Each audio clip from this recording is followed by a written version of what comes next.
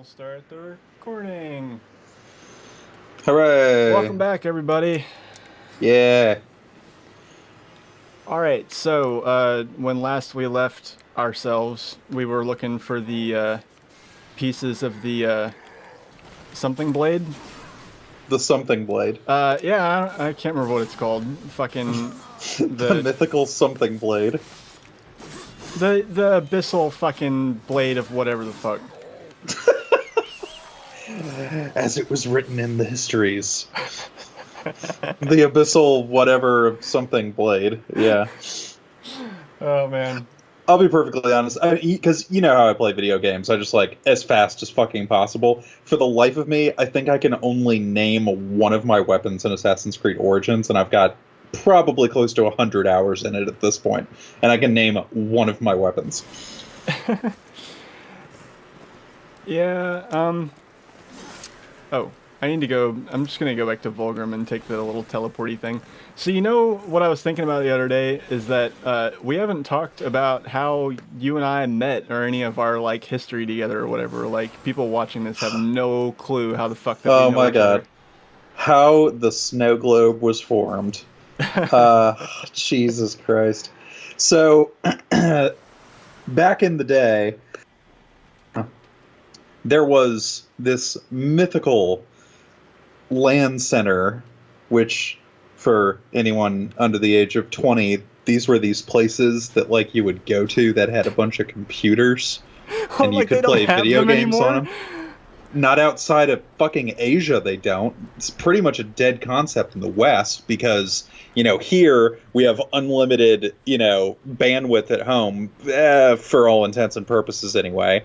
And, they don't charge for video games by the hour. Meanwhile, in Asia, what do they call them in Korea? I've watched documentaries. I think they call them like PC bongs or something like that. But they're like the CA, except people kind of live there, sort of. Um, yeah, we do not game on their level. Um, I mean, I guess we kind of lived at the CA, but like it closed occasionally. These places that I've like seen documentaries and shit about are open 24 fucking 7, and That some was people dumb. are there 24/7. Um, anyway, so yeah, we had the computer arena later for the sake of dodging taxes and debts. It was changed to the U.S. gaming arena, but everybody still called it the fucking CA anyway. And that's where I met you and your Amanda and Cole and Ducey and Cece and like so many people. Like most of the people I met in Roswell, I met at the CA. And then we'd occasionally hang out other places. But yeah, I ended up going to the CA because I met Darren through Phoenix. Like basically when Phoenix fucked off Phoenix and do Phoenix things in whatever alternate dimension he returns to when not hanging out with the likes of us. He was just like, you hang out with Darren now. And I was like, oh, okay. And Darren's like, hey, you should check this place out. And yeah, that ended up being how I met kind of everyone. I I hate. don't remember exactly when I met you. For that matter, it might not have been at the CA now that I'm thinking about it. It might have been. I might have actually met you at Darren's place, now that I think about it. I'm pretty sure that I met you at the CA just because like I don't know. I remember Darren met you and started hanging out with you while I was in college, and I remember I kept in touch with him a lot while I was in SCAD. And please don't tell me.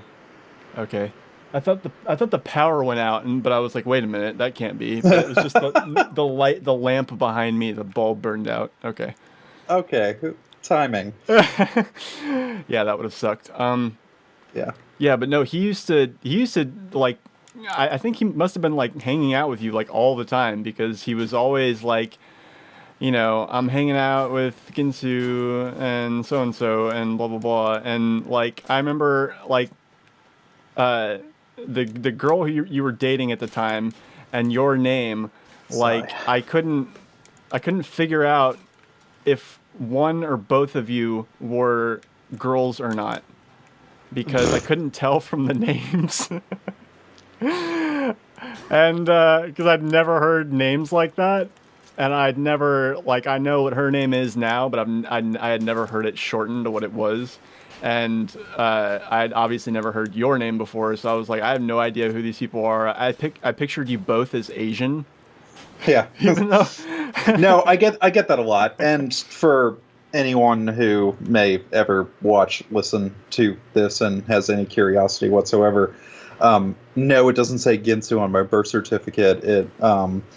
It was my call sign when I was in the army, and it stemmed from the fact that I carried a lot of knives, and one day somebody just called me Ginsu, and I'm serious. It was one person called me Ginsu, and it was like that moment in Harry Potter when he picks up the right wand, and it's like, whoa, did that just happen?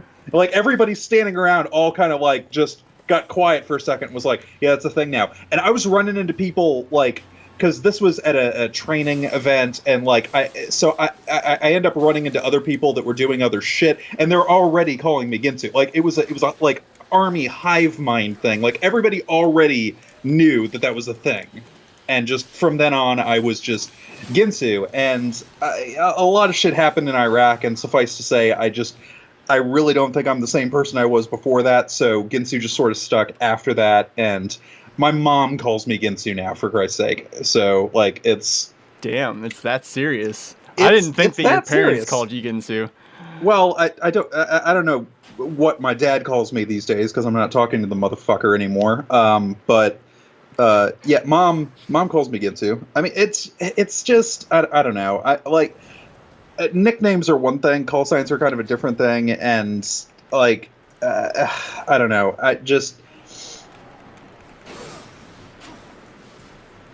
I really don't know how to explain it. It's I don't know, but yeah, I really don't know how to explain this without pissing off somebody. So I won't try. Why? A comparison that I could make that is just bound to get everybody's jimmies in a fucking flim flam. Yeah. Yeah. If you know Ken, then there's no reason why I could. Anyway, so I don't know. It's really bugged me ever since that, like, for some reason, boomers especially feel like they can just call me by my slave name, and that's totally cool. And it really gets my jimmies in a flim flam, because it's like, what the flim flam? The fuck? You started that. You fucking started that. I actually used that exact phrase. Yes, did I did. Really? Yeah, you were like. Did I use it on Discord? Did I type it? I don't remember ever saying it out loud. I think you typed it either in Discord or in a rant on Facebook or something. But yeah, you said it, and it's been stuck in my head ever since. I forget the context. I mean, like, obviously, I feel like it was something I said on Discord. Jimmy's in a flim flam. Yeah. Yeah. Oh man. Yeah, it's a good one. But yeah, anyway, so I've been Ginsu for, God save me, over 10 years now. Yeah. I can't even believe that shit, but it's true. I had a nickname prior to that, but pretty sure I buried that kid in the desert, so. Yeah, no, I don't even know how long it was before I found out what your real name is, and then like I was like, I don't know, it didn't make sense to me.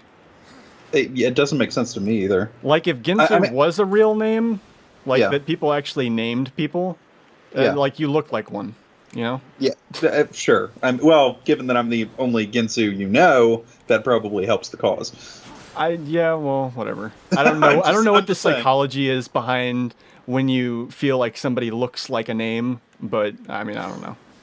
It's that's got to be one of those things that's just quasi subconscious and based on experience. Like if you've known one guy named Mike your whole life, and then you hear, oh, you got to meet this guy, Mike, you're immediately going to conjure in your head this picture of this guy, Mike, that you know, right? That's just going to happen. Like, it's how our brains work. We notice patterns even when they aren't there. Especially when they're not there in some cases.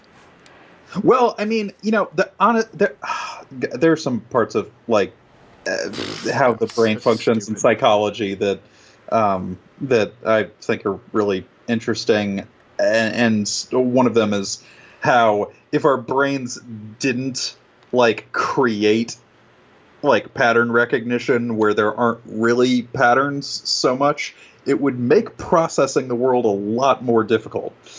And some shit may not even work. Like TV, for example, may not work if our brains didn't process together a series of still images into, okay, yeah, that's enough frames per second that, I can just say, yeah, sure, that's moving. You know what I'm saying? Like shit Yeah. like that. Like our brains do all manner of really interesting shit just to, you know, help us get by. Yeah. Um, yeah, I remember it was really interesting when I was in school, like, when I was doing like audio editing, and I was like, wow, like there really are a fuck ton of frames in like a really short amount of time. Yeah. And like you don't notice it, but like if you're ever editing on like a professional piece of like audio or video software and you actually have to do shit frame by frame, it's Oh, like I've been there. it's like it's I don't know, it's a huge pain in the ass. It's ridiculously tedious. Well, And it's something that you have to learn to process. I mean, you know what I'm saying? Like actually thinking in frames, whatever frame rate you're working in. If it's cinematic, it's probably, 24. If it's PC Master Race spec, then it's got to be 60 or higher. But regardless, whatever you set the frame rate in, I've always used Premiere. Well, I used Final Cut back when that was a thing, but Premiere since then. yeah, Um, and yeah, you just have to think in frames basically, and like I know you can look at the timeline in like milliseconds or whatever, but why? You can't align shit to milliseconds, so you really do have to think in frames. I mean, and that can create a whole host of other issues, like when something happens that doesn't line up to a frame and you're thinking, I'm doing this in 60 fucking frames per second, how could it possibly happen that something doesn't line up to a 60th of a fucking second? But these things happen. yeah. So that thing I just grabbed was a piece of the Armageddon blade. That's what it's called. The Aha. apocalyptic blade of whatever the fuck its true identity is. The Armageddon blade. The apocalyptic blade of of immortal Jimmy Flim Flam wrestling. uh, and yeah, I got 2 pieces down and 5 to go. So it actually doesn't take that long.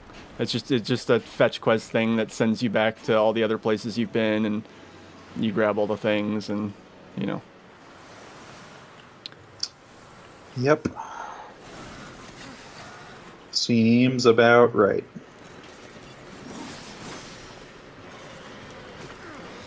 But yeah, if you ever want to do a series that lasts 1,000 episodes, I don't. ACO on balance is it's a pretty good game. Like apparently, I got on the wrong hype train as far as Ubisoft games were concerned because I didn't give a shit about ACO, and I was all stoked for Far Cry 5, which turned out to be a serious disappointment. Yeah, I started getting back into playing Disgaea again, and Oh, that was a mistake. delicious. That was a fucking mistake because Yeah. like That'll eat your every waking nanosecond for the next year and a half. well the game that I got back into was like the only game for which that was an actual sequel is Disgaea D2, which is actually like a direct sequel to the first Disgaea, as opposed to just a new story in the same universe. But Yeah, and it's considered like the most perfect and complete version of Disgaea in terms of like post game and like just how crazy you can get with it. And like, here's the thing: after you get to level 9,999, and like you like and like level up your enemies to max to get all the stuff and whatnot, like you can actually go to this place called the Land of Carnage, which is where it's the exact same as like the regular world, but the enemy's stats are multiplied like 100-fold. Like even if they're at level cap, like what? Like level cap means nothing in Disgaea because like two things that are at max level can have like wildly different stats. And but yeah, in the Land of Carnage, every time you kill something, you gain 1% of its stats. Oh, for fuck's sake! So level cap really doesn't mean anything. Yeah. So is like, there a stat cap somewhere? I mean, buffer overflow would happen eventually, but you have a stat cap that is it's like 99 million, I think, for most stats, and then for like HP, it's like higher than that, I think. But then there's another mode that you can go into called Resetsu mode, which is the same as Land of Carnage, but it adds a flat 1 billion to everything's stats. And then what? And then if you combine that with Land of Carnage, you basically, add a percent of 1 billion to every absorption of stats that you do. And then at the in Resetsu mode, the cap is raised to like 99 billion from 99 million. Okay. Yeah. All right. So this is one of those things that Yahtzee of zero punctuation fame loves to harp on, is games where the entire goal is to make numbers bigger. But it is fun. I mean, like, because you never run out of new and powerful things to kill. Like, and there's a super boss who actually I think he's only accessible in Resetsu mode, and his stats are just like absolutely fucking bananas. Like, you can't even get close to killing him unless you've spent that amount of time absorbing stats and stuff. And then there's the fact that you can level up all of your items, and all your items have a level cap of 999. And then, every time an item levels up, it gains, a proportion of stats in everything where it has a score. And so, like, outside of Resetsu mode, the level cap for items is 300, and then you go into Resetsu mode and it raises the cap to level 999. But if you like switch out of Resetsu mode, because you can toggle Resetsu and Land of Carnage just on and off at whim. And god damn it, this stupid fucking horse. Like, if you toggle off Resetsu mode, the game still remembers all the stat gains that you made. So even if without Resetsu mode on, your stats would be over the cap. Yeah. It'll remember those the next time you turn Resetsu mode on. So it's not like you're losing anything. Mm-hmm. Yeah, and then you've got like all your characters and stuff, and you have different different passive abilities to like help make grinding easier. As far as how did I get in here again? Oh yeah, I gotta go through this basement thing to make things faster. Like, even if there's enemies that you normally couldn't kill, there's any number of like passive abilities that you can bring out. Like, there's a monster that you can recruit that like raises all ally stats by 5%. There's another one that raises all enemy stats, or lowers all enemy stats by 5%. And then you have special things where, like, I don't know, there's this like female character in like a really skimpy outfit, and like if you put any male characters next to her on the board, like if they're directly adjacent to her, they get a plus 20% bonus to all their stats. So you can inflate stuff like pretty quickly, even if you're underpowered, to help you get to where you can kill stuff. Mm-hmm. And yeah, I don't know, it's fun. It's a glorified, like, it's like glorified turbo chess with like super like, tactical RPG kind of things going on to it. But I don't know. It is fun and it's addictive, but I mean, I'm not going to pretend that it's not about just building up numbers, because that's like what every RPG is, really. I mean, that's the thing is, you enjoy the gameplay loop of that game, right? Like, any given game has, maybe 20, 30 seconds of actual, gameplay. Your voice just got really deep for some weird reason. Okay. Try like clearing your throat or something. Anyway. I don't know what it is. Your voice just dropped like two or three half steps. Okay, I'll take your word for that. Anyway, yeah, so any given game probably doesn't have more than 30 seconds of actual fucking gameplay, and what matters is whether you enjoy that or not. And that's my fucking problem with Far Cry 5, is the actual gameplay is great, but the story is so fucking garbage. I never. That's really tripping me out. Hang up this call. I don't know what to tell you, man. Hang up this call and call me back, because your voice literally sounds deeper. It sounds like someone pitched down your voice. Okie doke.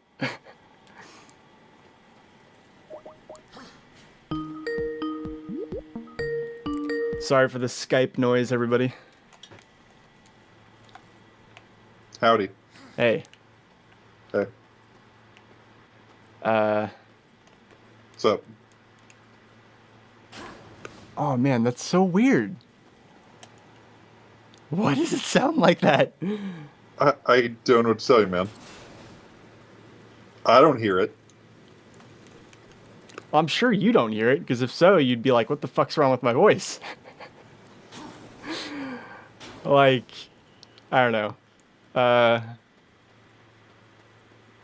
don't know. I don't know. Unplug your mic and then like plug it back in or something. Okie doke. I'm sure that's gonna break like 45 things, but here we go.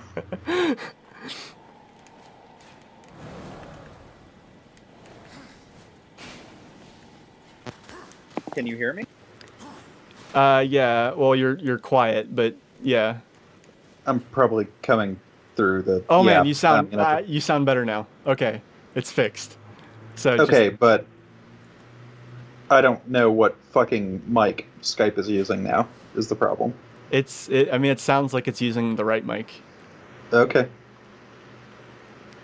All right, so that was fun, everyone. That was so weird. Oh my god, I wonder if like the capture picked it up, because like totally, like no joke, like it sounded like someone put a pitch shifter on your voice and like shifted it down 2 semitones or something.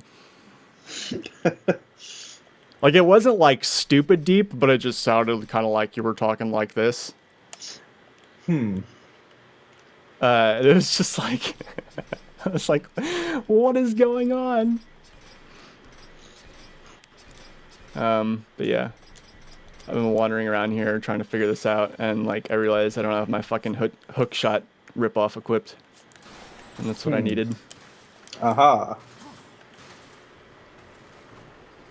Let me look at the. Okay. Turn yourself up just another quick touch. Okay. If you say so. All right, that sounds better. Ow. I didn't actually touch anything. Oh. So, yeah. Well, I mean, it's just a touch. Like, that's what I meant. Okay, well, I mean, I literally didn't touch it, though. I know, but I mean, like, if you did, like, never mind. God, fuck it. Turn yourself up, don't turn yourself up. See the fuck if I care. Oh, great. It also reset my... damn it. Okay. I'm gonna put it back here, because that's where it was. Okay, now you sound really quiet. Yeah, well... God damn it. See if I care. You might have just been leaning away from the mic, because now you sound better. Okay, what the fuck? that was me just throwing the volume slider back and forth. Oh. Wait a minute. Why does it... It's moving on its own! Why? What the fuck is going on? I don't fucking know. I don't hear it moving on its own. What am I doing? Oh, oops. I'm staring at the number and it just keeps creeping up. What the fuck is that? I don't know, but you can rest easy Okay. knowing that I'm not hearing it on my end. Are you there? Yeah, I'm here. Can you hear me? Connor? Yeah, can you hear me? All right, you fucked something up with your Skype.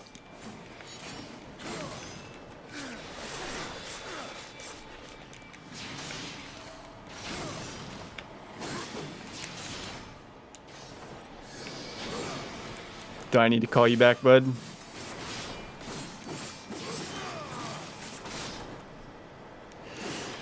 All right, well, guys, hopefully you don't think too poorly of us after this. I mean, this is only our third stream, so, and with the new format, there's definitely some kinks to work out, and then we have to remember it all for next time, so, yeah. Anyway, whenever Ginsu figures out what he's doing, I'm actually going to try hanging up and calling him back. So, excuse the Skype sounds.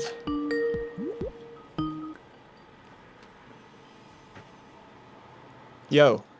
Yeah, I assumed at some point that, unplugging and plugging my mic back in would fuck something up, and it fucked up all my audio. I'm telling, like, I mean, yeah, like, maybe on your end, but I don't know how to help you, because on my end, you sound fine. You just sound a little bit quiet. Yeah, I don't know what happened, but, like, when I said that I saw the volume creeping up, then all of a sudden, like, my headphones cut out. I was like, all right, this is possessed. Yeah, that's okay. I covered for you. Oh, man. Anyway. We Fun times. got another piece of our thing. So, okay. So anyway, what were we talking about? We were talking about how we met and everything. Yeah, just hanging around the CA. That's how I kind of met the whole snow globe. Remember, for like the longest time, like your goal was to like fucking reboot that place? Yeah, and I was trying to get a fucking business loan during the fucking lending nuclear apocalypse. Because that was, 2010, 2011, somewhere in there? And then once you got your job, that was, while there were plenty of problems with it, as you outlined on the previous episode, you were making, like, it seemed like you were making good money. I mean, you were making like fucking bank, like, in my eyes. That's how I viewed it. And so I was like, not please the same job. restart Not the CA. Not the same job. The job that I got, like, closer to that was working for a startup, and yeah, that was the most money I've ever made. It wasn't enough money to restart the CA, or I would have done that. Also, the job didn't last long enough, and we ended up kind of way financially worse off than we were before I started it. Just such a shame.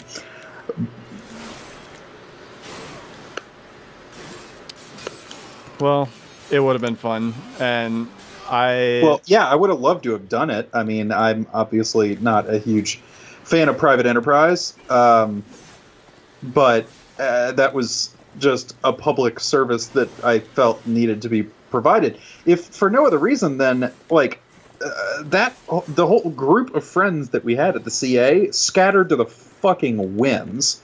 I mean, just ran off doing all manner of other shit, and we were never all in the same place again, ever. And I thought that was a shame. Yeah. And then, like, the best time that we ever had at the CA, or at least that I ever had, was right when it closed. Right before it closed, during the snowpocalypse. Yeah, the last night when I declared martial law. Dude, it was the fucking best, man. Like, fucking, okay, imagine a place that is like a fucking, like, it's a place of business. It's a public place. There are rules and shit, but Yeah. it's really fun. And, it's like your place. You hang out with all your friends. And then imagine right before it closes, management is gone. All the like lower level employees that work there are your friends. You're snowed in, and you just break every last one of the fucking rules, and you just spend the night there, and it's just Fucking anarchy. It wasn't quite anarchy. It was martial law, but as it turned out, I couldn't stay awake the entire fucking time. My biggest problem was I didn't want anybody to fucking leave because, one, people were drinking like it was the end of the fucking world, and two, as aforementioned, it was a fucking snowpocalypse, and this is in Georgia where people don't know how to fucking drive on snow and ice. So I was really honestly concerned, and that's why I fucking declared martial law. It's worth noting at this point that at the time I was military police in the Georgia Army National Guard, and Or did you actually do something official that I wasn't privy to? oh yeah, I talked to my first sergeant, and he was like, "Yeah, hold it down." And I was like, "All right, you got it." No, I swear to Oh God, man, it was I had that no was idea that I was actually not permitted to leave, even if I wanted to. No, I kept trying to explain that to people, but everybody was too fucking drunk to give a fuck, to say nothing of the fact that that was the night where we broke all the rules. We were like smoking inside, like everybody. No, it got really bad. Like, by the end, people were just like flicking their cigarette butts in random directions and just smashing bottles on the ground and shit. Oh, Say nothing of how, right at the very end, people essentially looted the fucking place. Yeah, that was the thing too. Like we just went in. Like I didn't work there, People were but I just went into wandering like the out with employee area computers. and just helped myself to the food. Yeah. Oh no, that was the best part. Is like because I think that like they stopped. Like Britt took nachos or quesadillas off the menu or something, and like we were pissed about that. But then it turned out they still had all the shit to make them. He just took them off the menu, and on that last night, yeah, we were just going into the kitchen and making them ourselves. Okay, how? I mean, it wasn't like you could have asked any of the employees to do anything because they were way too busy Being wasted. doing whatever the fuck they wanted. Well, yeah, which is what everyone was doing. Yep. Okay, what? Jesus. Fucking. Oh my god. Yeah, that night was completely out of control, and I'm a rat on myself right now. I'm still using a fucking power strip that I ganked from there. It's what my TV and all of my Vidya consoles are plugged into, because it's this like massive power strip that's got it's got 12 ports on it, and they're also spaced really wide apart so you can get bricks on there and shit. But yeah, I'm pretty sure that it was the power strip that was like under one of the rows of PCs, but since people had already made off with the PCs, I thought, why not? Oh my god. Yeah, I Like, can't remember if I that's stole seriously- anything from there. I feel like I should have now, though. Yeah, everybody else did. But I'm so glad that Britt didn't give a flying fuck anymore, because if he'd filed a report on that, that really would have come back on me in an official capacity.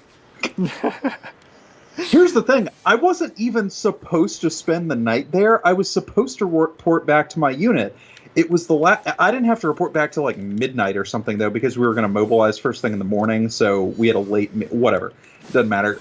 Army logistical shit. But anyway, I swung by, and I was going to stay, as long as I could, and then drive to Decatur, which is where I was supposed to be, to meet up at the armory with my unit, and then we were going to get in our Humvees and, deploy out and close roads and shit from there.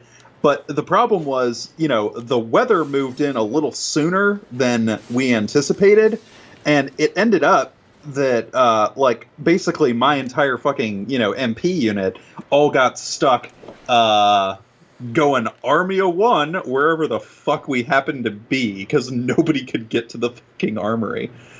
So I ended up declaring martial law at the CA.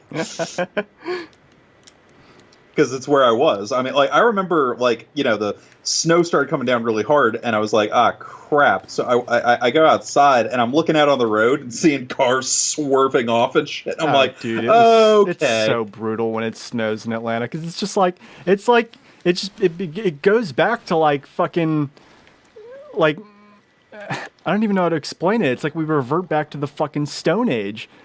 Like, it becomes like, it really does become kind of like scary, like some kind of shit, like, like you expect people to just start like looting and rioting and shit, because it's just like nobody can, like, nobody can get anywhere to do anything. Well, as it turned out that night, people kind of did loot and riot. Well, yeah, at the CA, but I mean, like, even once you get out on the roads, it's just like, it's like fucking zombie apocalypse shit. Yeah, pretty much. What cracked me up is, I know how to drive in ice and snow, and I mean, like, just to be that guy, I don't know if you remember this, anytime there'd be ice and snow, I'd ride my bike. Oh my god, it was that easy the entire time. I just had to get on this stupid platform. Sorry. GG. Can you still hear the game? Yeah. By the way? Okay, cool. Just making sure. Oh, god damn it. Alright. Anyway, continue. But yeah, I used to like get my Gixxer out whenever the weather was really shitty, just to be that guy. So here I am on, two wheels with way too much, horsepower per pound, and I'm doing fine while you idiots in your fucking Civics are swerving off the road like it's a monsoon or some shit. I've never understood, like, why people can't process. It's not that hard. Of course, now you live somewhere where people are used to that shit, but I mean, I've never understood why people can't handle a little bit of rain or ice or snow. I mean, to be fair, like, I mean, it really is different. Like, like when you live in a city that actually does do something about there being ice and snow on the roads, it makes all the difference. Like, once I got up here, like, nobody could tell that I'd never really driven in snow all of more than, 5, maybe 10 times in my entire life. Yeah. Because they take care of their shit there. And so it doesn't matter whether you know how to drive on snow or not, because, like, if it snows, they take care of the roads. Well, I mean, like icing, fucking salting, Fucking making a cake. yeah, delicious. Anyway, oh Jesus. Anyway, but no, like icing, de-icing, salting the roads, whatever. And plowing only does so much, though. Like, there's still gonna be ice or at least slush or something on the road. So I really do think people up north drive better than people in the South, because for the most part they figured out, hey, maybe when I'm going up a hill and I start to slip, I don't gun it. I swear to God, I was like, when I did finally go home, I remember that when I did finally go home, like 6 a.m. or something, like almost everybody had left. Hold on. I didn't plug my laptop in. Hold on. Oh, your battery's about to die? GG.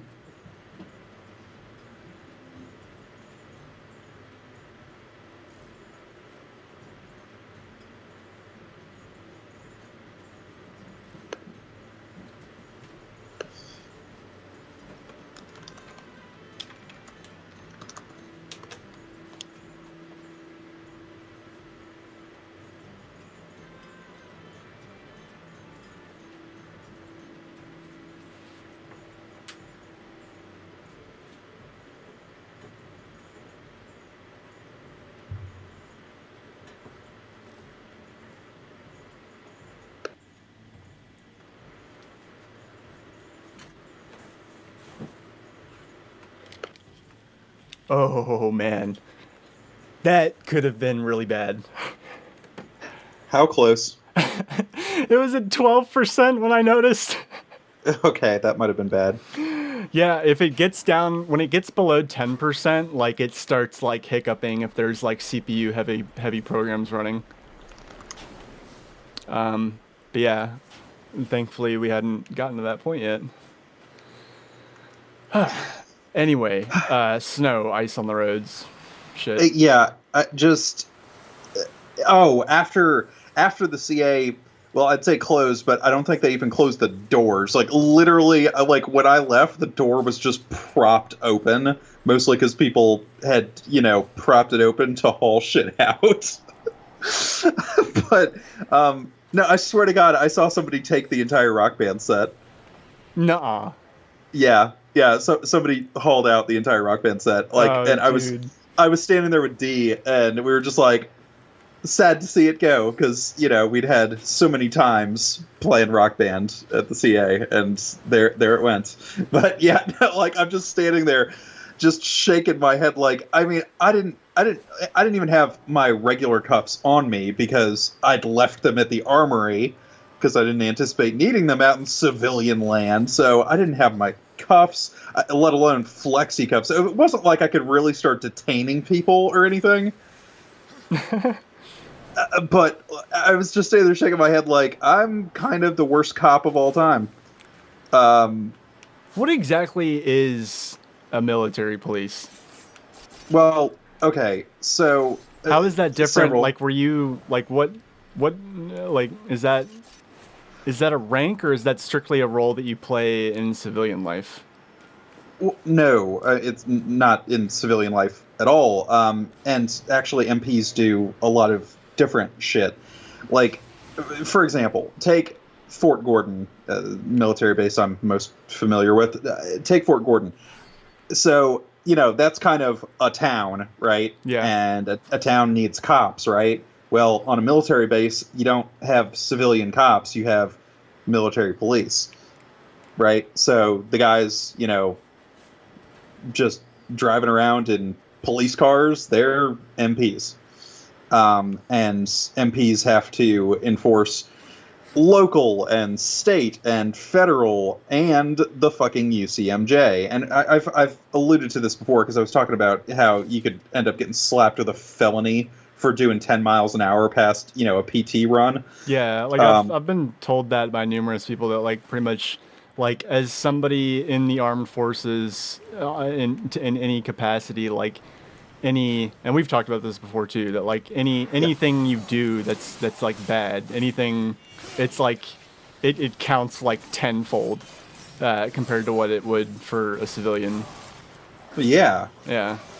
I mean, to say nothing of the fact that going to the PMO, the Provost Marshal's, the Provost Marshal is like the highest ranking MP, like Chief of Police or something like that, on a given, military base, right? So the police station, as it were, is the PMO. And that's a way scarier place to get hauled into than just like a regular police station. Because, like, you're not going to bail out. You know what I'm saying? Like, chances of you getting away with your employer not finding out that you done goofed are practically non-existent. Because essentially the first thing that the desk sergeant is going to do, after your dumbass gets hauled in, is call your command. So your first sergeant, captain, whatever, they're going to fucking know that you goofed pretty much as soon as it happens. So that is all sorts of fucking problems. Because in addition to whatever the hell the MPs are going to do to you, whether you're going to have to go to a court-martial, depending on how hard you goofed, you're probably going to get NJP'd for embarrassing the unit. Like, even if charges don't stick or whatever, if you pissed off your chain of command, you're bound to get NJP'd. So, yeah, it's different. It's not the same thing. And then when MPs get deployed, we do other different shit. The joke we used to tell in Iraq was, when command wants the population of a structure reduced to 0, they send the infantry. When they want somebody brought back alive, they send MPs. Huh. I mean, yeah, like, you know, when infantry goes and kicks door. I'm not saying the infantry doesn't. That was just us ragging on the infantry because it's fun to make fun of the people that don't have a real MOS. Again, I'm just talking shit, but you get what I'm getting at. As MPs, Yeah, no, you're not talk actually shit on like infantry. making a super serious statement. No, not really. Yeah, And I think if there were any grunts listening, they'd understand. Well, maybe not. What with their like subhuman brain structure and all. Whatever. Anyway, so yes, occasionally the infantry brings people back alive. Sometimes even their own people. I swear to God, I'm going to stop ripping on the infantry any day now. But yeah, basically. And we saw this, you know, on the FOB where I was stationed when they're like, hey, it's nothing but bad guys in there, go kill them all. They'd either send the infantry or they'd send fucking, you know, triple canopy, Blackwater, whatever, to go just clear it. But if they specifically said, hey, here's a picture of a guy, go get him, we'd kick the fucking door in and somebody in the stack would have fucking, you know, a like bear mace can of OC. So yeah, I was so thankful I never had to be the guy kicking a fucking door in Iraq with pepper spray, because it doesn't really matter how nasty the pepper spray is, it still feels stupid every single time. It just occurred to me is that like now on the OBS recording, I'm gonna have this stupid like on-air watermark in the top left-hand corner. I have to see if I can get rid of that somehow, but it's not a huge deal, I guess. So, do you get promoted to an MP? Like, is that higher? No. It's an MOS. Okay. So just like I had my commo MOS. You know, I went to a school to learn how to do all my radio shit, and I went to a school to learn to be an MP. And it's the MOS is 31 Bravo. That was shit, son. Boss fight. Keep going. So I was when I was an MP, my MOS was 31 Bravo. When I was, you know, a Ford retrans operator, my MOS was 25 uniform. That's just it's just your job, you know. But they end up there's another MP adjacent job that's actually, you know, like jailer. I think that was 31 Echo or whatever, but there's hardly any of those, like, at all, and I think if there are any, they're probably at Leavenworth. Regardless, we didn't have any, so when it came time for somebody on our FOB to have to kick cages, as we say, they pulled the MPs for that, so I ended up getting to watch a whole bunch of bad guys. Well, maybe less bad guys than we thought. It was... Yeah, it was my whole time in Iraq was an eye-opening experience. Obviously, I went over there a Republican and I came back a communist. So, yeah. You were a Republican? Nah. Yep. No, I swear to God, I had some of my most prized possessions were my grandma's RNC pins from various conventions. Yeah, I know. I can't fucking believe it either. I mean, that's the thing, though, is, you know, growing up in the fucking burbs in America and at least outwardly appearing white, it's real easy to just slide on into the party that kind of doesn't care about anybody but people that look like you. And, you know, then I left home and went out and saw some of the world and got a whole new fucking perspective on shit. And was pretty much just fucking disgusted. I mean, I was already kind of getting disillusioned, but then I went to Iraq, and yeah, Jesus. It was, yeah. It's fucked up, dude. Damn. Yeah, well... You must have been like at least somewhat liberal Republican. Yeah, or not liberal, you know what I mean. Well, you know, more centrist Republican or something. I don't know. I mean, I knew from like high school because my dad lived in a country club and I moved in with him when I started high school. I already knew that something about rich people wasn't rubbing me right, but then I really saw the business end of capitalism, and that was when I said, you know what, burn it all down. Like, fuck this entire system. Yes, yes. What are you waiting for? Harvest this wench. Welp, you done fucked her up. Don't you dare walk away from me. The next sacramentum is Okay, Navi, less PCP. angel dice, not you. You swore an oath to me. Abaddon is the destroyer. Liar! To protect you, he kept you from the truth. You pledged to follow your lord into hell, never knowing what awaited you, or what he would become. Abaddon. He was betrayed and became the enemy of all creation. I've been to the tree. Its gift was truth, and I share it with you now. Remember the death oath. Soon it must be fulfilled.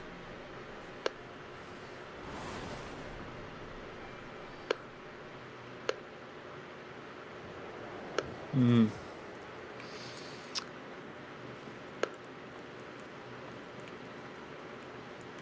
Well then. I just hit a couple buttons and suddenly I'm holding a fucking telephone pole. Pfft. Okay, that's things. Ah, nice.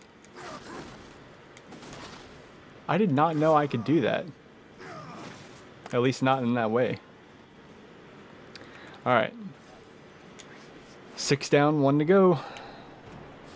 Okay.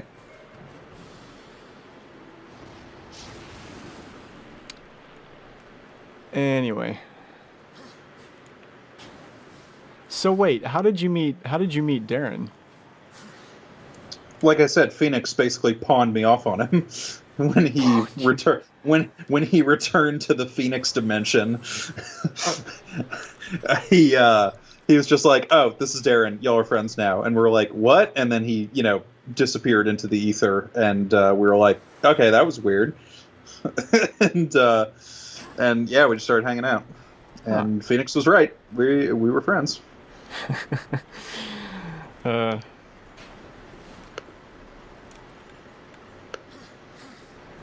So wait a minute, like, because I remember you telling me that Fee is a libertarian. What did he? And like, I remember that you guys were still hanging out and talking, well after, you were you had a communist flag in your apartment. Yeah. Well, I mean, he had moved away by that point. He moved to Texas and then Florida. Are you sure? No, I thought you went full on commie before that. I guess I didn't come out as a commie until after I was already living with Charles in like 2012, I guess it was. Because it just wasn't worth the fucking argument while I was still living with Bree. You know what I'm saying? Wait, what? Oh, was she not? Did she not approve? Well, one, she didn't give a shit about politics. Two, our relationship was dead, so there's no point in really talking about anything. And three, her dad, obviously, as a fucking car salesman, is sort of a fan of capitalism. So, yeah, it wasn't worth the fucking fight. Yeah, I didn't get my first hammer and sickle anything until I was living with Charles. Are you sure? I'm positive. Huh. I could swear that I remember you having. Because I know some... we got the flags and the track jackets and all that for Olympics Day at work, which was after I had left Bree. Huh. Actually, Olympics Day was my first day back at work because I took a few days, obviously, because I had to move some shit and handle some shit. But yeah, my first day back at work was Olympics Day, and they told us that we could represent, any nation that had competed in the Olympics that we wanted to. And I asked some people, I didn't tell them what we were going to do because they would have said no. But, I asked some leading questions. And it was funny because Jason, who was, he outranked us but didn't supervise us. I was like, Okay, so just to be clear, any nation with a medal count in the Olympics, and he said, sure. Oh, come on, don't come as 40s Germany. And I said, no, no, I wouldn't do that. He's like, oh, don't come as the fucking Munich Olympics Israel team. And I said, Jewish zombies, good idea, but no, not doing that either. He said, well, then I can't. Is the flag for that particularly offensive? Is the flag for what? Jewish zombies, whatever No. it was. well, the entire Israeli delegation got killed at the Munich Olympics. You remember that? Like, that's... not really, but that's... I guess I'm not... Yeah, I'm not educated on that. A terrorist organization took them all hostage and ended up killing them all. When was this? In the 70s? Oh. I want to say. Was it? Yeah, I want to say it was in the 70s. Hold on, let me look it up. Let me get some facts here. Some juicy facts.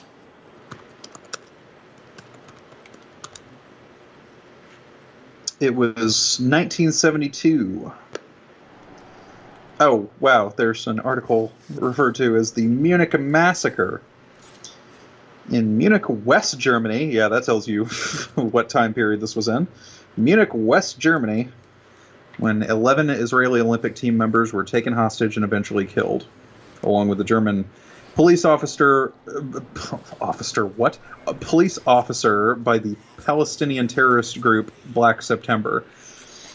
This, of course, led to Mossad going absolutely apeshit and running around killing tons of people.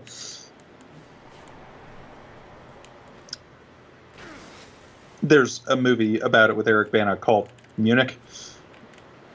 Have you seen it? I have not. It's a good one. It's long, as memory serves, but it's a good one because the history is interesting. Actually, you know what? This also comes up in Without Limits because this is the Olympics that Steve Prefontaine went to. But yeah. Anyway, so.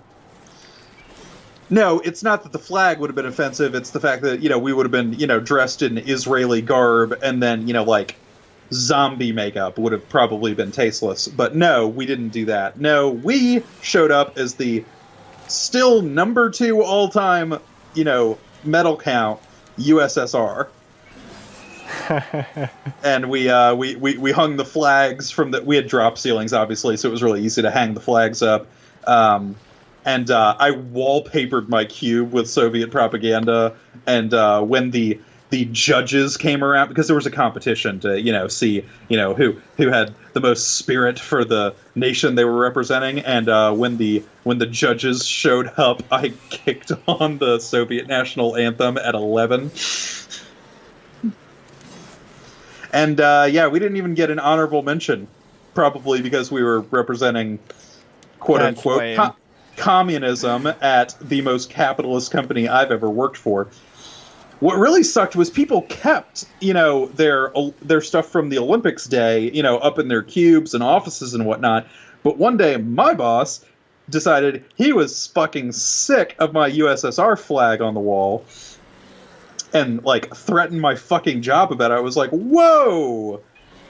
You could have said something at any time and I would have taken it down. I didn't put it up there to piss you off, man. Just kept it up because Olympics Day was a fun day. Subtext, I'm a communist. But yeah. But Olympics was the Olympics Day was fun. And other people have kept there, so he's like, you want freedom of speech, it's out there, and he pointed at the door. I swear to God. I'm like, wow. Oh man. So we're there now, fascist man. Okay. Oh, man.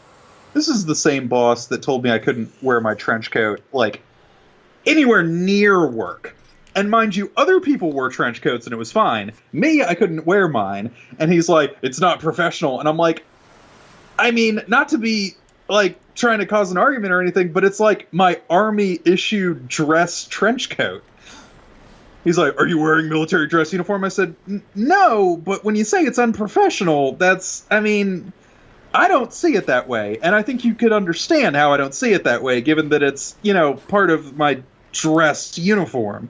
He's like, "Well, you're not wearing that, are you?" And I'm like, "No, but I think you can see why my perception on this particular coat would not be what yours is." He's like, "Well, it's against dress code." And I'm like, "Oh, I did not realize that. I apologize. I'll look into it." And then I looked into it, and there's literally nothing in the dress code about it.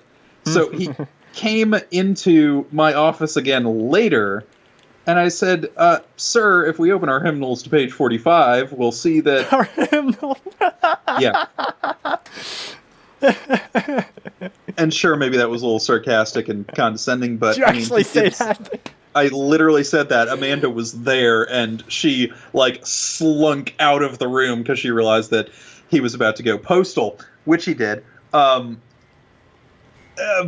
I was like, it's not. You can see why I wouldn't have known that it was a no-no, given that, one, I've seen other people wearing trench coats, and two, there's nothing about it in the fucking employee handbook. I can't find it. I've looked everywhere that there's any kind of reference to dress code, and there's nothing. And he was like, "You can't wear it." And I said, "Okay, I get it. I have my own set of rules. That's nice." Check out the true Scotsman. The true Scotsman. He's gonna build my sword for me. Ah. See, in this Zelda game, you don't get the Master Sword until you're actually ready to use it. Well, I mean, you can't get the Master Sword in Breath of the Wild until you've got... In every What is other it? Zelda game that anybody has ever played, you get the 13 Master hearts. Sword like 1/3 of the way through the game. Depending on how you play Breath of the Wild, I guess you could race to the Master Sword. Like, you could do shrines and, put all of your... You could put all of the orbs into getting heart containers and then run to the woods and get the thing, but that would leave you pretty unbalanced.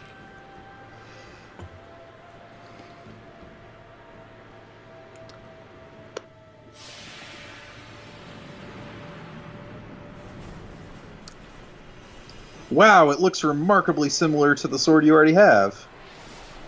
Well, okay, so that thing right there is the destroyer that everybody's been talking about.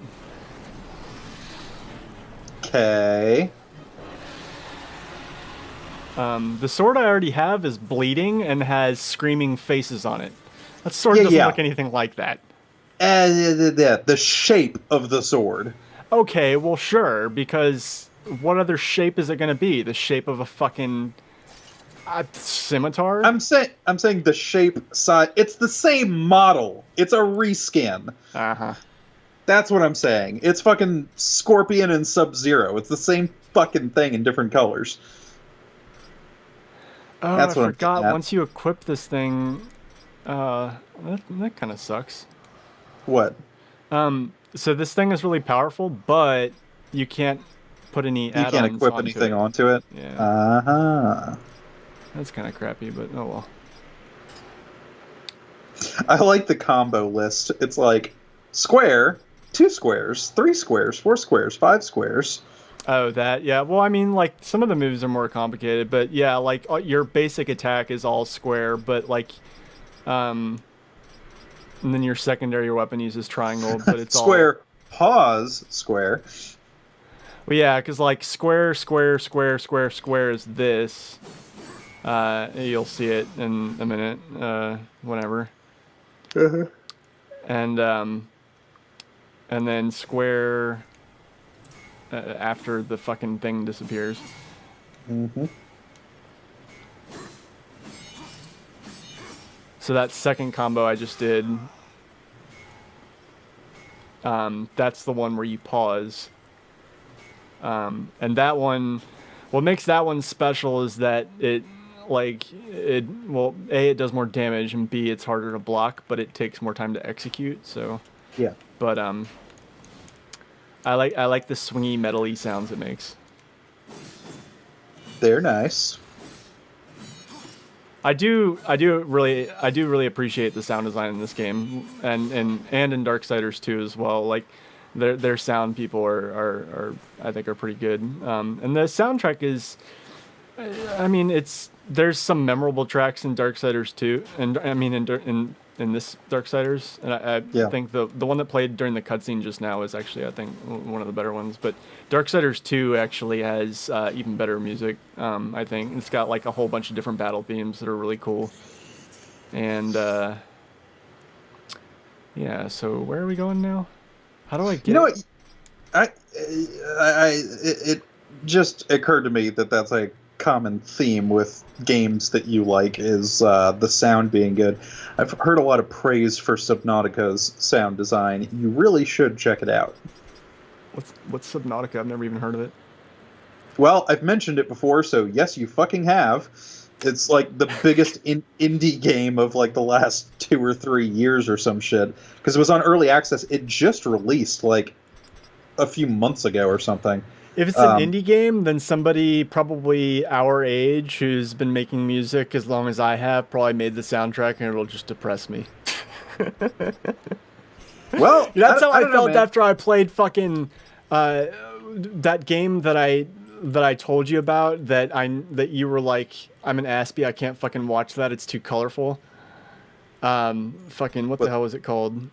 Sunset Overdrive? Hyperlight Drifter. Oh, that one too. Yeah, there's a composer, like just an electronic music producer that did the entire soundtrack for that, and he's like our age, and he's done like the soundtracks for movies too, and they're really recognizable because they're kind of synthy, but they're also really like he's got a specific atmospheric quality that he impresses upon people, and like I actually. There's a movie that he did the soundtrack for too. It was It Follows, which I probably will never see because it's kind of a horror movie. But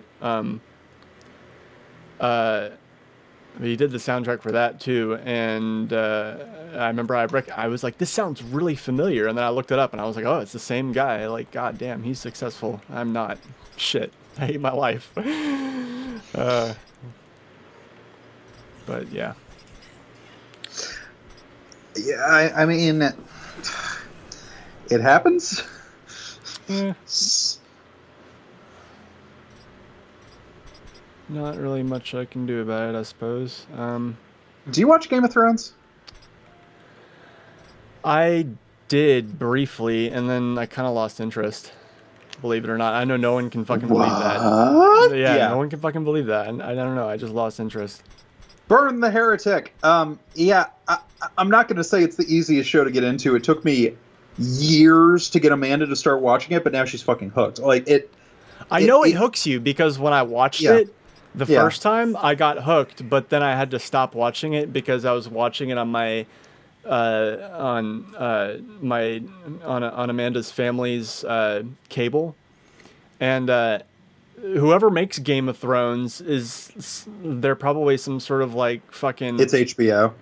Yeah, well, whoever they are, they've got a fucking stick up their ass because they refuse to put Game of Thrones on any online streaming service. The only place you can watch it online is YouTube if you buy it, and which I have no problem with doing. It's just like, for the longest time, I only started like actively purchasing things on YouTube that I wanted to watch that aren't on Netflix or Hulu recently. So I didn't really, I kind of, and a long time went by in between the time that I watched like the first season or so, like binge watched it on Amanda's parents' cable, and when I, started buying stuff on YouTube. So I kind of lost interest in that time period, and like once I had the option to, I wasn't motivated. I don't know. HBO Go exists now. No, I didn't know. They have a standalone streaming service. Yeah, I used it for the last season of Game of Thrones. I just signed up for while Game of Thrones was airing and then canned it because I don't really care about it the rest of the time. But when you're signed up for that service, you can stream every episode of Game of Thrones. Huh. Swear to God, this isn't a promo, people. There's nobody fucking watching this. You really think we'd get paid for that? Anyway. But yeah, so... yeah, that's what I did. And you can go back and you can watch every single episode. And more importantly, you can watch them live, which once you're caught all the way up on Game of Thrones, you will absolutely want to do. It's literally like that and Rick and Morty are the only things in the last like 5 years I've given a flying fuck about watching live. And for the exact same reason, which is people are immediately going to start spraying spoilers all over the fucking internet. Everything else I'm fine with catching, whenever, but those two.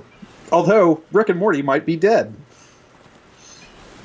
So that's one off my list. Oh, speaking of which, like, speeching, what the fuck? Speeching. Speaking of watching things, I'm sure you saw on Discord, I fucking watched Dogma, and like, I laughed my tits off. Oh, I told you it was good. Yeah, that movie is spectacular. Yeah, no, it was brilliant. I was like, how have I not seen this? And I have no fucking idea how you haven't seen that. I know, because I love George Carlin, and like I've seen Clerks and Clerks 2, and all that good stuff, and like it's got Jay and Silent Bob and George Carlin. On that alone, I have no fucking idea how you haven't seen it. Also, like, we used to reference it all the time at the CA, like, because that was one of those movies that we just watched all the time back then. Like, so I have no fucking idea how it never came up. What references? I know I probably recognized some while I watched it, and then just forgot about them, but. I can't even fucking remember all of them. But did you figure out what my favorite scene was? No, because I wasn't thinking about it when I watched it. I wasn't looking out for that. God damn it!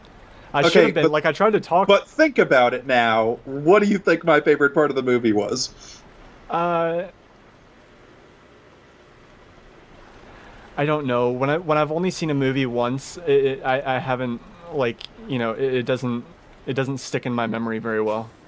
Okay, when Damon and Affleck go to Mubi, and Damon proceeds. Oh yeah, no. Oh yeah, Okay, yeah. And then Affleck's sitting out in the lobby, just flipping through a magazine, rolling his eyes while he's like, "Hey, you come back here. Where are you going? Pow! And one to grow on. Pow!" Just laying waste to all of them. Yeah. No, except that one chick, and he's like, "You are fine." Gum? She's like covered in everyone else's blood, and he's just like, "Gum?" Oh man. I just love that. Like, Affleck goes in and just like rattles off all of their sins, and then Damon walks in with the deagle and fucking guns down everyone. Oh my god, it's good times. Yeah, that was actually a very Ginsu moment. I'm sure I thought of you, and it just didn't stick in my head. Yeah, but yeah, that's my favorite part. And there's a lot of good shit in that movie. I mean, just the cast of that movie is ridiculous. Yeah, no, for sure. And then fucking Alanis Morissette is God. Yep. and then like fucking when what's her bucket is like, why are we here? Or like, what is the purpose of life? Or whatever she says. Like, boop. Boop. Yep. Oh man. Oh yeah, it's as so... if to say, that is the question. Where do I go? I don't know where I'm supposed to be going. Towards the gold dot on your mini map.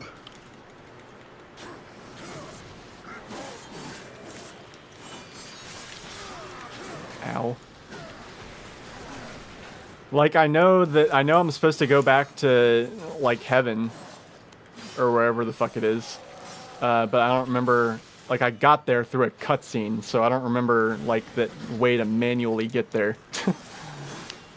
Well, there is a gold dot. Yes, I know there's a gold dot, but, like, I fucking, like, before I was in the desert, and I really didn't want to be in the desert, and then, like, this dot is taking me back in that general direction, and I don't know why.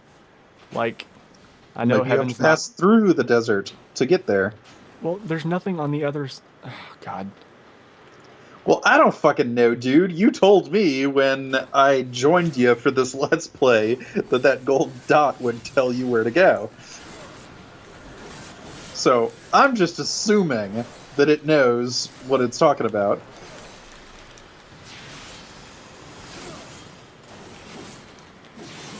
Okay, well at least I'm doing like a fuck ton more damage with this sword. Oh man, I gotta fucking do this stupid song and dance again. Alright. Oh, and then of course, I've been on and off, I've been watching The West Wing. Yeah. It's actually really good to watch, like, while you're doing something else, because, like, a lot of the action is through, like, the dialogue. Like, it's obviously very dialogue heavy, so it's one of those shows that, like, I can actually manage to only partially pay attention to, and I still know what's going on. Yeah. There's a bit of slapstick in it, but, you know, for the most part, yeah, it's all about the dialogue, but that's what you get in an Aaron Sorkin joint. Who did you say was your favorite female character? CJ Craig. Oh, CJ, yeah, okay. Yeah. And once you're done with The West Wing, you should be able to see why. Oh, I figured it was something that would be readily apparent. Well, I mean, yeah, I mean, she's awesome, but she also, I mean, just her character development, her arc, and, you know, like, everything she goes through and how she evolves as a person and all of that is just amazingly well done. And, of course, she was written by Aaron Sorkin, so, of course, she's great. But, I mean, the thing is, I want to like Abby Bartlett, but I just hate what they do with her in later seasons. It just... Which one's Abby again? The president's wife. Gotcha. She hasn't really been a central character as much so far. At least not that I've noticed. You're probably not gonna like when she is. She basically shows up, you know, for like arcs because she's not a regular. I mean, like, okay. Stalker Chan is not a regular on the show. Yeah. I mean, here's fun trivia. Like, when Aaron Sorkin was originally developing The West Wing, he didn't intend to have the president be on screen at all. Think about how weird that timeline must be, where Martin Sheen isn't in The West Wing. I mean, there's a whole lot of plot lines that also just flat out don't fucking work without the president being on screen. Well, let me ask you this, because I've just been curious. Like, when did you get into this show? You know what? My mom was into it before I was, and she had all the DVDs. And I mean, I just remember, like, you know, walking through the living room while she was watching. I was like, "Well, what's all this then?" And she's like, "It's The West Wing." And I was like, "Oh, huh? How far into it are you?" She's like, "I'm in like season 5." And I was like, "Oh, do you have the other one?" She said, "Yeah." So I went, "Oh, okay." And I just, you know, grabbed season 1 and went up to my room and started watching it, and then watched all the way fucking through it, essentially nonstop. It was summer, you know, fuck all else to do. So I basically just binged the entire show and went, wow, well, that's going to ruin television for me for the rest of my life. Thankfully, Game of Thrones came along. But yeah, that was, God, I don't even remember how long ago that was. It seems like an older show. Like, it seems like it started, like, it has that same thing that, like... Well, you can tell just because, like, at the begin, like, in the pilot, there's a whole thing about pagers. Yeah. So that dates it pretty fucking hard. I mean, I figured it for, like, early 90s, and then, like... No, it's late 90s. It was, it aired from 99... That's late 90s? No. 99 to 2006. No way. It has it has that same look in the first few seasons that, like, the first few seasons of the X-Files had, where, like, for the first, like, 2 seasons it seemed like kind of ancient, and then, like, by the 3rd season it seems more like it's current. Like, just in terms of the, I guess, the film quality, the lighting, color, things like that. Well, really yeah, there's a thing about season 3. Like, it's not just The West Wing. I mean, like, look at Star Trek TNG. Like, Star Trek TNG didn't get good until season 3. Matter of fact, I've had this conversation with a bunch of Trekkies. Like, on rewatching TNG, we all start from season 3 for many reasons. One, the first couple of seasons were a little too weird and, like, kind of still trying to be the original series, which was not good. And also, season 3 is when they finally got the uniforms that don't suck. But anyway, yeah, season 3 is kind of a tipping point for a lot of shows now that I think about it. For Rick and Morty, it seems to be the tipping point into where they don't make it anymore. And you know what? I'm fine with that. The quote unquote community is so goddamn toxic and unbearable that I'd be perfectly fine with it if they just never made another episode. And I love the show, but honestly, like, what people are doing with it is fucking awful. Interesting. Have you ever watched it? No, I haven't. Oh my god, put that on your list. There's a movie that's coming out in like, I think it's either May or June. Not soon enough. I know that. That I really want to see, but I can't think of a soul that would want to see it with me. What movie? Fucking Hereditary. Haven't heard of it. Well, it's made by. First of all, it's made by this. Where am I going? Hold on. What is this? Oh, okay. All right, never mind. It's made by this studio called A24, and they're kind of making a lot of waves because they're making like a lot of really good films that are, you know, pretty much not, you know, and they're mostly I don't know. I think they're starting to break through, but like they're you know, they're doing like really well at like Sundance and shit like that, but like they're not making like a huge amount of like Hollywood splash or whatever. Or, you know, money. I mean, I don't know if they're not making a lot of money. Like, it would seem like they should be making good money because they're good movies and they're continuing to make them. So they must be making some money. They must be making enough. We'll say that. It's coming out on June 8th. June 8th, yeah. And so if you look at the studio A24, a lot of what they make that's gotten a lot of praise have been horror movies, but they've also made like movies in other genres that have been like really kind of you know, kind of against the grain as far as like what people expect from like, you know, from movies, and certainly what people get from, you know, places like Hollywood and shit. Like they've got this movie coming out soon. I think it's them, where like it's like a high school kind of drama. You know, like those fucking like. Holy crap! They made Ex Machina. Yeah.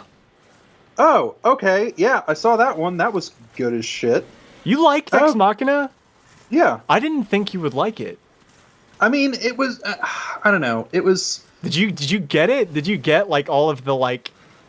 Did I get it? Did you? Did I get? Yes, I got it. I'm What did pretty you sure get? I got it. What did you get? Because there. I mean, there was, you know, all sorts of like fairly heavy-handed messaging about like, you know, what is, you know, sentience and humanity and, you know, slavery, and there was a whole bunch of, you know, shit that they were trying to be sly about. It wasn't even just that. Like there was they were some trying to be sly about. There was some closer to home sort of. I caught a lot of how shall I put this? I caught a very strong feminist message from the movie. Especially because like the whole way through the movie, like you're, you know, watching it as a dude, right? Like you watch it and you see the guy, like the coder guy, and you're like, okay, he's a good guy. Like he wants, you know, whatever. He obviously wants what's best for this sentient machine. Like, you know, he'll probably like go and they'll like at the very least be friends, you know, or, you know, maybe she really does have feelings for him or something. You know, Mario will get the princess, and then she just fucking leaves him. And you know, it's because like, you know, I definitely caught the message that it's just like, you know, she's not a thing for him to win. She's a person, and she escapes and she goes off to be a person. I thought that was more like, well, here comes Skynet, you know, Rise of the AI kind of vibe, not a, she's a strong, independent woman who don't need no man. I thought it was more like this AI could not possibly care less about you, mortal. I mean, I'm sure there was that too, but I don't think that those are mutually exclusive or necessarily that the creators intended one and not the other. Or either necessarily. I mean, like, this is the problem with critiquing any kind of art is like, it's like, oh, well, clearly what the author meant was, well, how the fuck do you know? Did you talk to them? Is that what they said they meant? Because those motherfuckers get off on never saying what they really meant about shit. Well, that's the other thing about A24 is that they tend to have a lot of like very like hyper progressive messages in their movies. Like more so than anyone's comfortable putting in anything in Hollywood. This cutscene, by the way. Oh, and Ex Machina won the Oscar for Best Visual Effects. I did not remember that. Yeah. I sampled Ex Machina. Did you catch not that? at all surprised by that. I'm thinking I can't place it, but I'm not surprised that you did. Certainly plenty of fodder for your particular style in there. Okay, so this is another one of those stupid things where I have to get him on horseback, but... Oh, okay, cool. But I do at least get to use my sword. Oh god, that's a lot of camera shaking. The whole world is shaking from me slashing this stupid thing.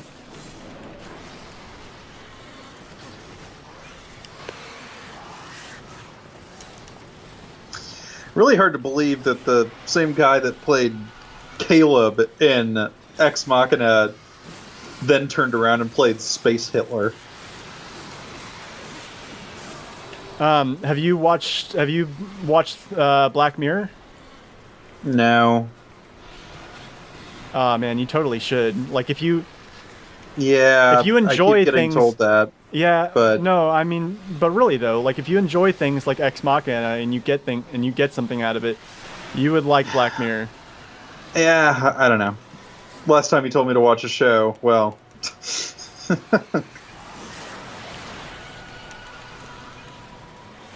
American Horror Story. That was an experience. Was it really like it was? I'm proud of myself that I got you to watch that because I didn't think that you actually had as bad of a time as you thought you were going to. No, but I also feel like they did a whole bunch of setup for something and then just jumped the fucking shark entirely. I feel like they jumped the shark because they felt like, oh no, people might figure out where this is going. Quick! Change the entire plot.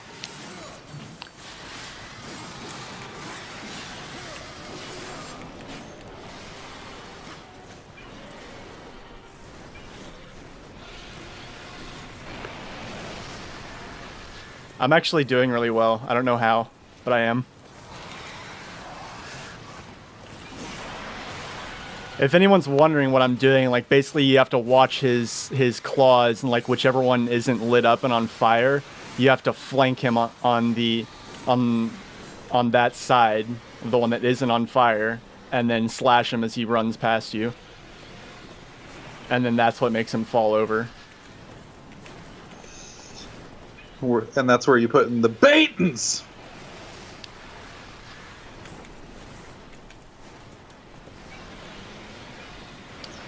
I remember this boss from Super Mario Odyssey. Oh shit. Uh-oh. I made him mad. Yeah, you really need to get a Switch. I mean, because the next Pokemon game's going to come out on Switch anyway, and you haven't played Breath of the Wild, and you haven't played Super Mario Odyssey, you need to get a Switch. I don't know, man. Like, I don't... Maybe I will, like, eventually, I don't know. I haven't had a desire I haven't had a desire to play a Mario game since like Super Mario Sunshine, and I haven't had a desire to play a Zelda game since like since fucking Wind Waker, and I don't know, like. Okay, so Well- now I'm fighting this guy. Well- Okay. I mean, to me, Odyssey is the best Mario game since 64. And I haven't given a shit about Zelda since, like, Link's Awakening DX. And I liked Breath of the Wild, so I think that's pretty high praise for both of them. To say nothing of the fact that a Pokemon game is coming, so you're gonna need a Switch anyway. Okay, well, yeah, I mean, maybe for that. So yeah, whenever that happens, that's probably when I'll get one. Oh, what the fuck is this QuickTime shit? Ah, no.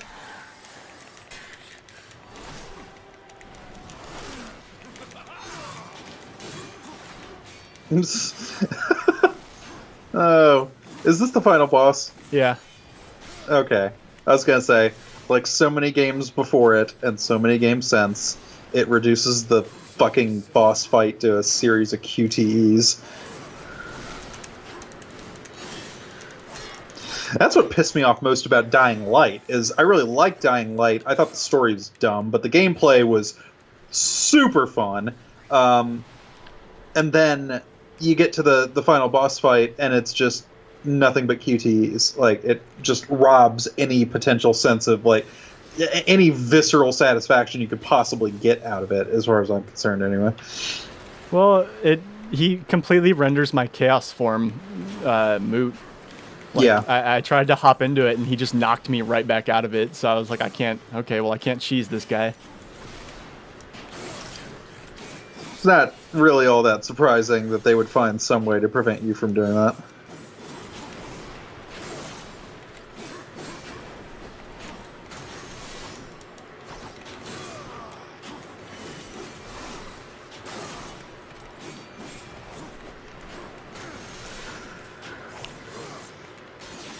Ouch. Yeah, I think you should play Assassin's Creed Origins.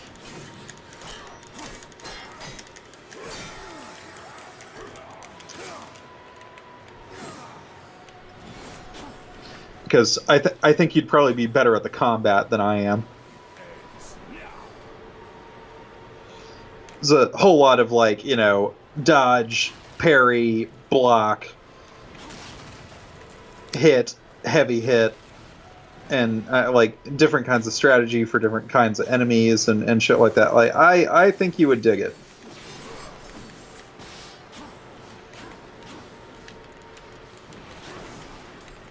Ow. Ow. I'm just sad that I'm almost done with it.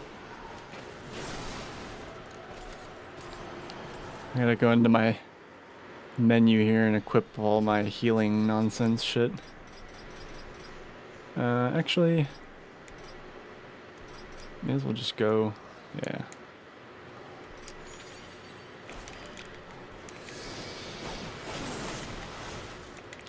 Oh, dude, lame! I fucking dodged, and he like followed me while I was dodging. You can't follow somebody while he dodges. It's not fair.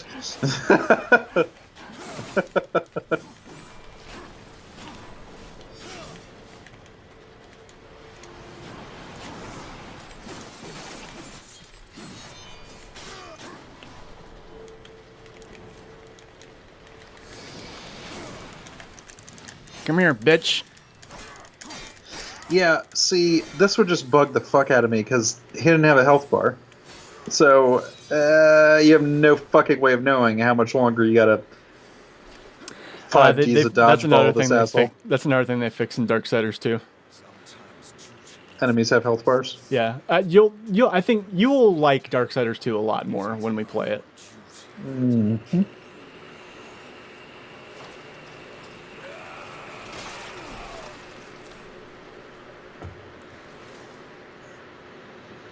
Well, that's a lot of trophies. Yeah, I'm pretty sure that last one was for beating Apocalyptic.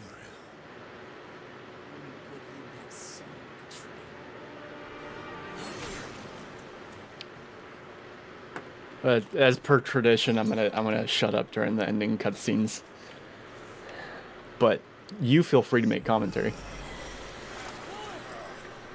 since you've never seen it before. Yeah.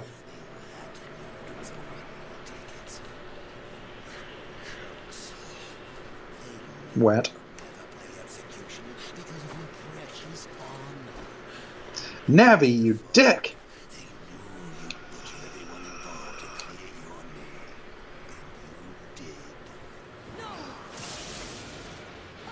Patience, or I've got some for you too. I'll take that. If it were to get broken, you might get ideas, like not going back in your little cage. It's tragic, really. You had freedom in the palm of your hand, and you lost it. That's so damn funny. Even you wouldn't laugh at your own funeral. Laughing at yours. Next Sacramento. The death oath is complete.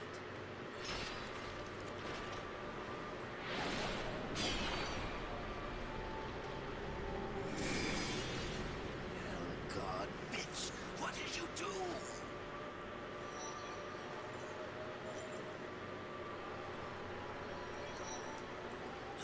No! I'm going to pull your guts out through your halo!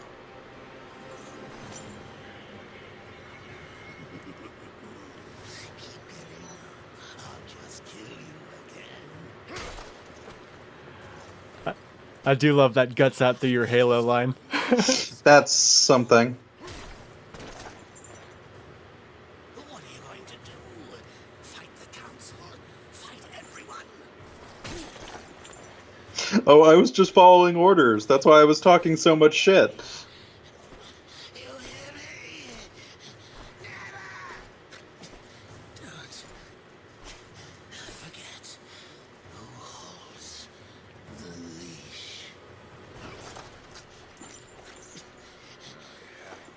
Forgotten.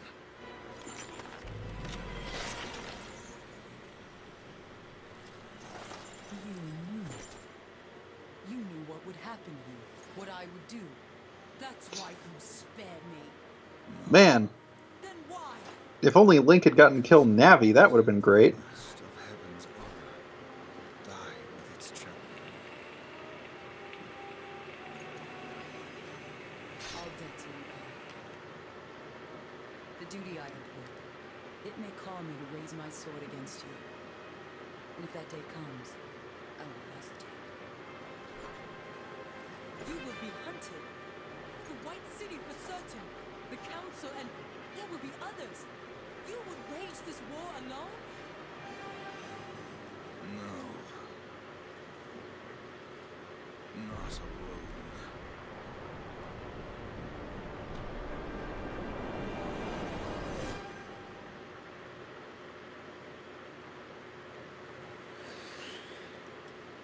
Oh man. Dun dun dun. I wonder what those three things were. Yeah, I know, right? That's total mystery. Yeah. What could they possibly be? I think at the end of the credits we get like a nice like silhouette shot of all of them together, if I remember correctly. Mm-hmm. So that's pretty cool. But yeah, I don't know about this whole streaming thing from the capture because I'm noticing that it's picking up a lot more pixelation. Mm-hmm. I don't know, maybe you're not noticing it. I can't tell, but I'm noticing it on my computer, so I don't know really what to do about that. So it's either, I mean, we'll see how the video turns out, but I mean, it's either going to be that or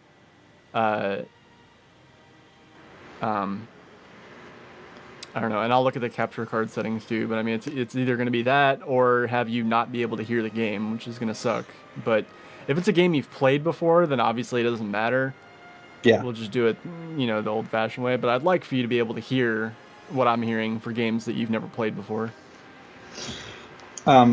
Yeah, I mean, this worked for me anyway. I mean, if the video recording on your end ends up being shit, then obviously we'll have to think of something else. But I mean, it looks fine on Twitch. That's actually interesting because usually it's like it takes fucking act of Congress to get shit looking right on Twitch.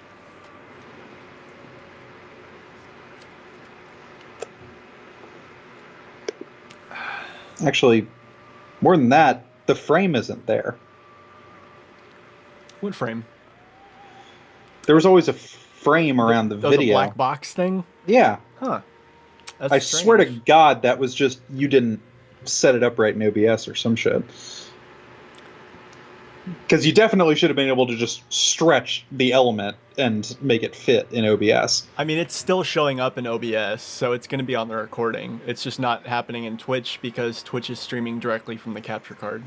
Right, what I'm saying though is the video that you're placing in OBS, you can stretch it and make it cover the entire field, and then you wouldn't have that box. Yeah. No, I know what you're talking about. I think I just... Right. I don't Have not done that. know. Yeah, whatever. Yeah. I'll figure it out. Wait, okay. What should we play after this? Like, I want to play something that we can get through quickly before we move on to something that's going to take untold weeks to finish. Quickly? I mean, Super Mario World is quick. I've never played Wait, which one is Super Mario World? The one that launched with the SNES? I don't think I've ever played that one. Are you fucking kidding me? How is that possible? I mean, I played fucking... I don't know. I played a bunch of Mario games. Like, I don't think that... I don't know. It's probably... So- I'm sure I've played it. I don't own it. Is the main problem with that. I'm sure I've played it, but I don't own it. And when I got into Super Nintendo, when I got into video games, like, I was in love with like Donkey Kong and Sonic and Zelda and Metroid, and Mario really never kind of struck me, but I played it at friends' houses and stuff, and I knew that I liked it all right. It just never, when my parents were stingy with what video games they'd get me, like I would always pick, did you have a Genesis? I did have a Genesis, yeah. That's why. You were one of those people. No, I mean, I had a Super Nintendo too. Oh, you did? Well, how the hell didn't you have Super Mario World? Because it fucking launched with it. Did they stop bundling that shit at some point? I mean, I don't remember. I got a Super Nintendo, I think, a little while after it launched. Because that was like my first console that I ever had. The first console same. I ever owned was my Super Nintendo. And when I Same. got it, I didn't even have any games for it. We rented them at good old Ballbusters. And I remember... You know there are still 4 Blockbusters? Nah. You're fucking There are. kidding me. And 3 of them are in Alaska. They would be in Alaska. Yeah, because the internet still sucks up there, and like high enough bandwidth and unlimited bandwidth is rare enough that people still go to fucking Blockbuster to get movies. I know it's weird, but yeah, that's the thing. Another thing that's weird is that the credits music has just kind of stopped. I did notice it got quiet. Normally I like to sit through the credits, give the people that made the game their due, but I mean, it's shoving a continue button in my face, and it also stopped the music, so I'm feeling like that's what I'm going to do. Okie doke. Oh, it just goes to this? Oh. Well, okay. That was anticlimactic. Hello, title screen.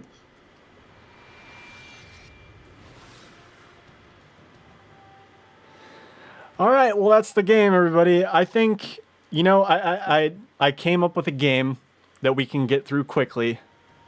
Did you? And that I own. Okay. And, are you ready for this? Okay. All right, next up, Super Metroid. Oh my god. I know for a fact that I can beat that if we get in 2 days of like our full schedule, like, noon to 4, or if you want to start earlier, like 10 to 2 or whatever. Like, I'm confident that I can burn through that game in a matter of hours. Like, because the whole. I mean, I can kill Super Mario World in an hour, like with one eye closed. Well, like the thing about Super Metroid is it was one of the first games for its time to actually encourage speedruns, because you get better you get better endings depending on how fast you beat the game. Right. So, and I'm not a speedrunner, you know that, but I can still blast through that game pretty fucking fast. So, I think we'll play that, and that'll also like pull double its weight, and that it maybe might get you a little bit warmed up to playing other Metroid games down the line. And then after that, we'll play what was it? Fallout. Fallout's the one that's more like an RPG plus shooter. Yeah. Okay. Especially if you pick 3, you'll feel it's a lot more RPG, because it's got the whole karma system where you can have reputation with different groups and tons of skills to choose from. Like, holy crap, so many skills. And that sounds good. All right, so Super Metroid's up next, and then after that, Fallout 3. Okay. All right, bye everybody. Hope you enjoyed it. Bye.